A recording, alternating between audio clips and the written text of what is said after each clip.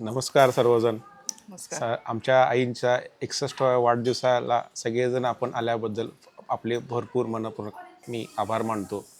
मी माझ्या आईचा मोठा मुलगा. माझ्या आईचा मला एक प्रवास असा सांगायचा आहे. माझ्या आईचं माहेर संकेश्वर सोलापूर. माझी आई ही सगळी 6 भावंडं, ह्यातली सगळ्यात ती धाकटी आमची आई.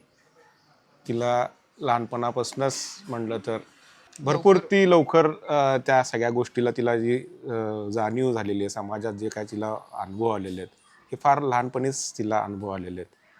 आई आमची सगळ्यात प्रेमळ.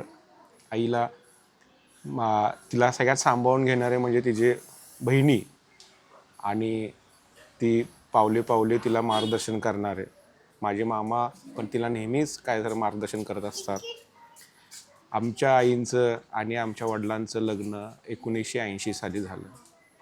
ते लग्नाचा पण किस्सा हा एक एक न म्हणजे ऐकण्यासारखा तसा नवलच आहे की असंच पाहुण्यात अशी चर्चा झाली की असे स्थळ आहे आणि स्थळ म्हणायचा अवकाश की बघून ते लग्नच ठरलं.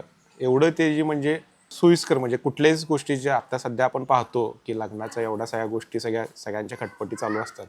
पण एक विश्वास आईंचा त्यांच्या आईंवर, त्यांच्या थोर व्यक्तींवर आणि आमच्या वडिलांचा त्यांच्या आईवडिलांवर की बाबा मोठे निर्णय घेतात ते योग्यच घेतात. त्या ह्याच्यात ते सगळं लग्न पार पडलं. आमच्या बाबांचा स्वभाव भरपूर खेळकर, भरपूर मायाळू, पण तसाच कडक पण. पण आमच्या आईनं सगळ्या गोष्टी व्यवस्थित सांभाळत गेल्या. आईनं तेवढ्या त्या गोष्टी अजून एवढ्या माहीत नव्हत्या. ते वडिलांनी तिला पावलोपावली तिला मदत करत तिला सगळ्या गोष्टीची ओळख करून दिली. सगळे नातेसंबंधी कसे सांभाळायचे हे सगळे माहिती करून दिली.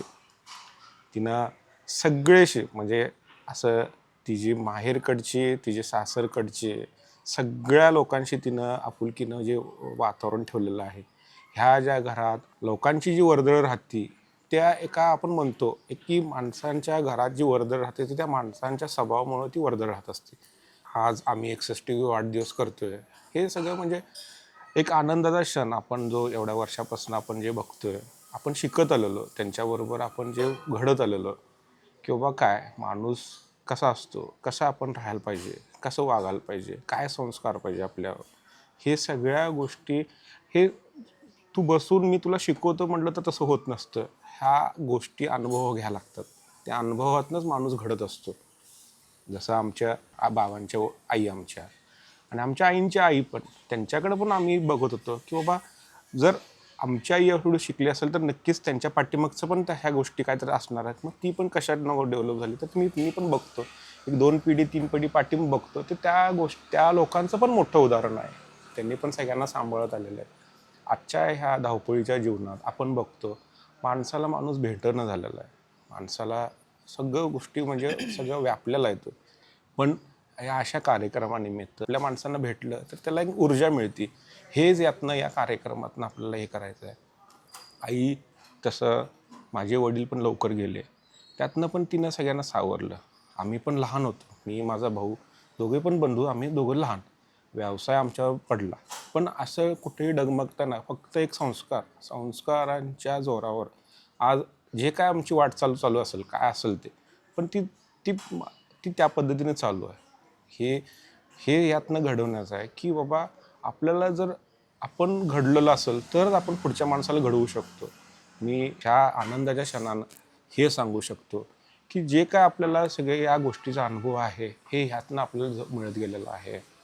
आई तुला खूप खूप अशी माझ्याकडनं वाढदिवसाच्या शुभेच्छा. जसं नेहमी आमच्यावर आशीर्वाद असू दे. नमस्कार.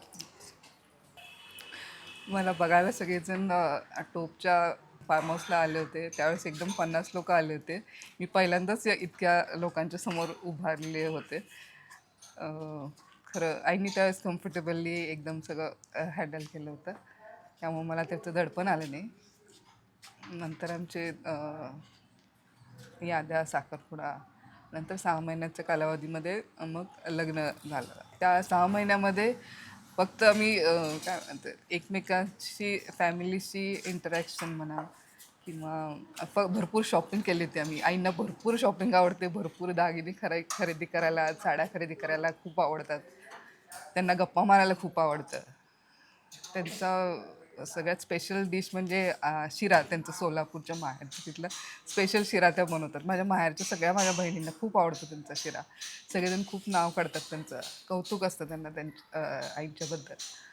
असेच वर्ष खूप छान आनंदात गेलेत. आणि बाबांच्या नंतर तर खूप सगळ्यांना सपोर्ट दिला त्यांनी.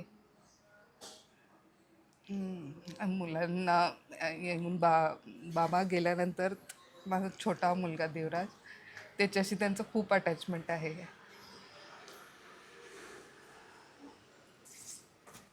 ठीक आहे. बस बस. ठीक आहे. अनुपमा थोडी भावूक झालेली आहे, पण आपण यातनं भावना समजू खरं शकतो आई, सगळ्यांचे. तुम्हाला माझ्या भरपूर शुभेच्छा आहेत. 61व्या वाढदिवसाच्या तुम्हाला मनापासून खूप शुभेच्छा. हॅपी बर्थडे आई.